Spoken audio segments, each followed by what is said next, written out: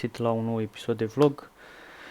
Astăzi vreau să vă prezint câteva știri. Le-am găsit pe mai multe site-uri și am rămas sincer cu un gust amar. Cam despre asta este vorba. Captură record de tutun vândut ilegal. Știrea este de astăzi încă. Și spune cam așa. Polițiștii au făcut luni cea mai mare captură de tutun vândut ilegal în ultima vreme, nu mai puțin de 5 tone. Bla bla bla bla bla bla. 41 de percheziții în județele Ilfov, Ialomița, Călăraș, Bacău, Prahova, Satu Mare și în București.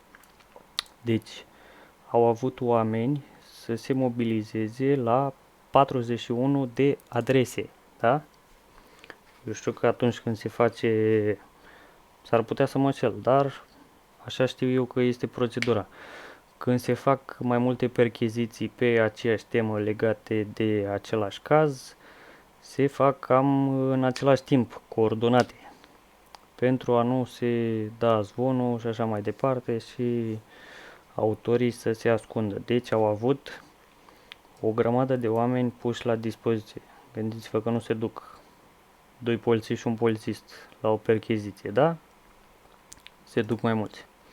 Pe numele a 22 de persoane au fost emise mandate de aducere, urmând a fi conduse la sediul Direcției de Investigare a Criminalității Economice pentru activități procedurale. Bla bla bla bla bla bla, ce mai zic ei aici? Ca să poată marfa a fost nevoie de un camion. Așa, iar la încărcat au pus umărul și suspecți. Aici, din punctul meu de vedere, au fost proști. Dar, mare captură mare de tutun vândut ilegal. De ce spun chestia asta? Pentru că, într-adevăr, putem spune că poliția română a avut activitate. Dar, pe de altă parte, nu mi se pare, sincer, un lucru chiar atât de grav, pentru că vindeau tutun ilegal. Da, într-adevăr, nu plăteau taxe pentru el și așa mai departe, făceau evaziune fiscală. Nu zic că aș fi de acord cu asta. Dar, sincer, e ca și cum poliția română a rezolvat tot, a mai rămas chestia asta de făcut. Păi nu prea așa. Sunt atâția proxeneți, sunt atâtea persoane care distribuie substanțe stupefiante. Sunt multe alte chestii pe care poliția și alte autorități competente ar putea să le facă în afară de a captura 22 de persoane care cumpărau și din Bulgaria sau de unde cumpărau din Moldova tutun și îl vindeau și mai departe ca să facă un ban. V-am spus, nu e vorba că sunt de acord cu evaziunea fiscală, doar că, sincer, din punctul meu de vedere, oamenii ăia munceau. Adică n-au ieșit la cerșit, n-au ieșit să dea în cap, nu au furat, nu au tâlhărit, nu au etc. Înțelegeți? Deci, nu prea. Zilele trecute chiar am văzut o patrulă de la poliția locală s-a oprit și a amendat 2 comercianți ambulanți că vindeau pepeni. Acum, ce pot să zic? Într-adevăr, nu știu proveniența pepenilor, dar nici mă grăbesc acum să-i acuz că i-au furat sau alte cele. Poate erau din recolta lor proprie. Poate s-au chinuit să îi crească și acum mai vor și ei să facă un ban de un suc. Că de pâine, nu mai zic, că abia le ajunge pensia să-și cumpere o pâine. Erau 2 persoane în vârstă care stăteau cu o dubiță pe marginea drumului și vindeau pepeni. Ca să vă mai dau așa câteva știri, bătrânica, acum bănuiesc că nu a fost amendată pentru că la fel s-a făcut mare tamtam pe chestia asta. Dar la o bătrânică care vinde leuștean și stevie să-i dai amendă de 22.500 de lei, păi nu prea e ok.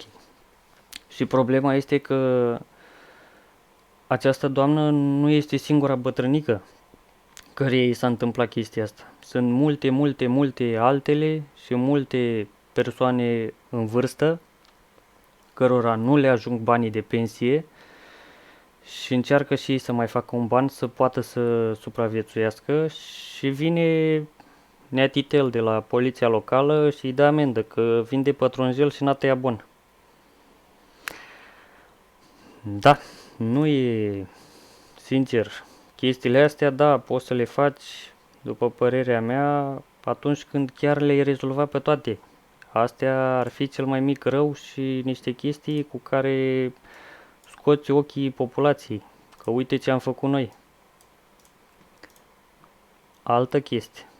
Tot de anul acesta, de ieri. Acțiune la mare pentru combaterea traficului și consumului de droguri. DICOT, marea captură. Dacă ei cred că cu așa ceva te poți lăuda, bă, sincer, nu prea poți. Și o să vă zic imediat. În nopțile de 20-21 și 27-28 anul curent, DICOT și ST Constanța au desfășurat o acțiune pentru combaterea traficului și consumului ilicit de droguri, substanțe psihoactive, în stațiunea Vama Veche. În urma activității, polițiștii au depistat în flagrant delict 12 persoane, fiind constatate 12 infracțiuni de deținere de droguri de risc și de mare risc. Asta ce înseamnă? Că ce ați vrut voi aici, acțiune, e pistol cu apă. Mare acțiune, ce s-a întâmplat? Au mers în vamă, DICOT-ul cu poliția, serviciul antidrog, ce a mai fost aici, BCCO și așa mai departe, și au văzut 12 puștani, bănuiesc, care se drogau și ei. Și au făcut mare acțiune. Cu ocazia acțiunii, polițiștii au ridicat în vederea indisponibilizării diverse cantități de cannabis, cocaină, MDMA, cristale și pastile ecstasy. Diverse cantități. Ce înseamnă diverse cantități? Le-au întocmit dosare de cercetare penală. Deci niște puști au vrut și ei să se drogheze. Acum la fel, revin, nu zic că e bine să te droghezi. Dar altceva vreau să vă subliniez. Au găsit 12 puști care vreau să se drogheze, în loc să-l prindă pe ăla care aduce drogurile în țară sau care fabrică drogurile aici. Înțelegeți? Asta vreau să vă explic. Și diverse cantități, păi ce asta? Diverse cantități. Captură record, îmi scrie aici că ai avut, uite, 5 tone, da? Scriem, bă, și aici. Am ridicat următoarele. 10 pastile de ecstasy, 5 de nu știu ce, 2 grame de, la ce aveți voi aici, astea le-aș fi găsit la unul singur, sincer. Tot ce vedeți voi aici. Marea lor captură. Cu asta ne scot ei ochii. Și că i-au prins pe ăștia de vindeau tutun. Și cu bătrânica care vindea, că mă buvnește și râsul, sincer că e de râs sau de plâns sau de amândouă, bătrânica care vindea leuștean în stradă. Păi, nu prea v-am zis chestiile astea, da, aici, hai să zicem că poate ați încercat să faceți ceva. Bă, dar cu atâtea, la câțiva ați mobilizat aici, PCOO, cu DICOT-ul și cu ST Constanța, ați făcut o acțiune de mai mare jenă. Că dacă te duci în vamă în oricare altă seară, mai ales acum că e vară, sigur găsești 20 de persoane care au asupra lor substanțe stupefiante pentru consum propriu. Dar găsește-mi-l, frate, pe ăla care vinde. pe ăla care aduce, ăla cu tonele. Unde să ia cu tonele, a? I-ați găsit pe ăștia cu 2 pastile și o pastilă la ei. Au strâns și ei alocație 5 luni de zile și și-au luat 2 pastile să se distreze. Ca să vă dau și de anul trecut, bătrânica de 81 de ani care a fost amendată pentru că a trecut petrecerea de pietoni prea încet, deși femeia la vârsta asta nu poți să cer prea multe, nici să alerge, nici așa, și se vedea clar că se deplasa cu dificultate. Deci avea și vârsta și o altă problemă. Altceva. Pe ăștia cu cazarea, că a venit vara, stați călare pe ei poliția locală, 24.000 de lei, ați dat amendă. De ce? Marea evaziune fiscală. Aici sunt banii românilor. În ăștia care își închiriază și ei, dacă o vedeți, doamna, acum nu că vreau să fiu rău, dar vreo 50 de ani tot are. Și cam persoane de-astea găsiți, care stau cu cheile. Au și o locuință la mare, poate și-o împart în jumate și stă și cu ăștia de-i cazează în aceeași casă, ea rămâne în ultima cameră și lor le pune restul la dispoziție. Sau poate se duce la o rudă și stă ca să-și facă niște bani să aibă. Aici la fel, e tot de anul trecut, razie pe prostituție și proxenetism. 31 de sancțiuni în cuantum de 15.000 de lei. Păi atâta ați putut voi? Atât? Și ce ați rezolvat? Ce ați rezolvat? Că ați făcut-o odată la 5 ani de zile. Și aici ați dat numai la fete.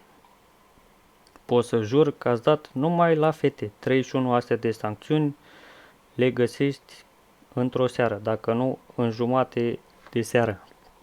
Le găsești în Constanța.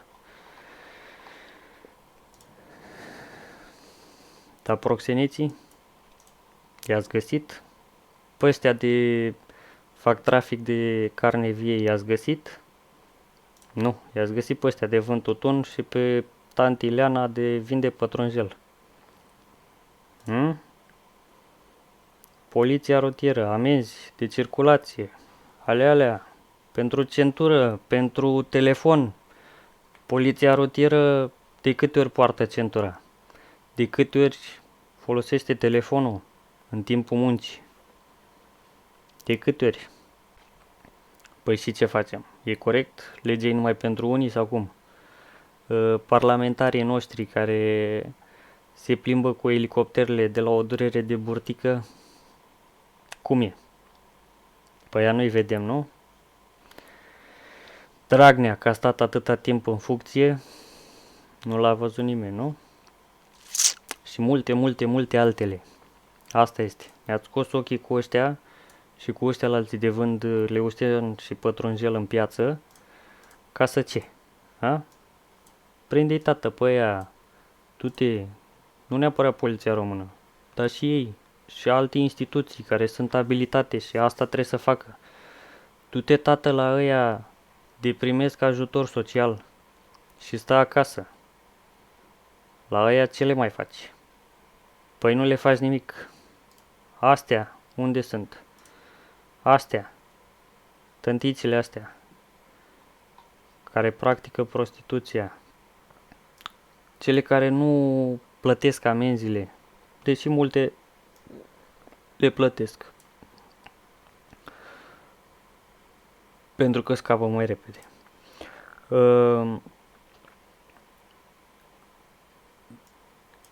Scrie aici, le execută silit. Dacă nu au posibilitatea să le execute silit, trebuie să presteze activități în folosul comunității. Câte prostituate ați văzut voi pe marginea drumului, nu să-și practice meseria, să vopsească un gard, să, eu știu, dea cu mătura sau alte chestii. Și nu neapărat de ele. Și asistați ăștia sociali, că sunt mulți care sunt în putere și nu se duc la muncă. Care-i treaba cu ei? Ia spuneți. Ia uite-l pe ăsta. Acum a venit știrea.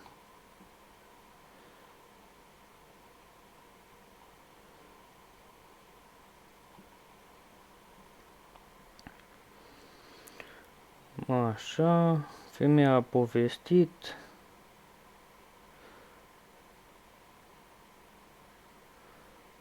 Așa, în continuare se efectuează cercetări pentru identificarea autorului și tragerea acestuia la răspundere penală.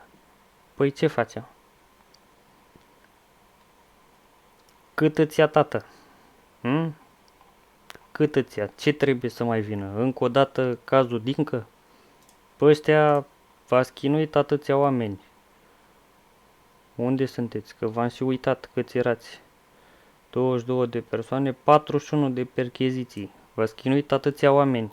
Să-i depistați pe ăștia de vânt tutun.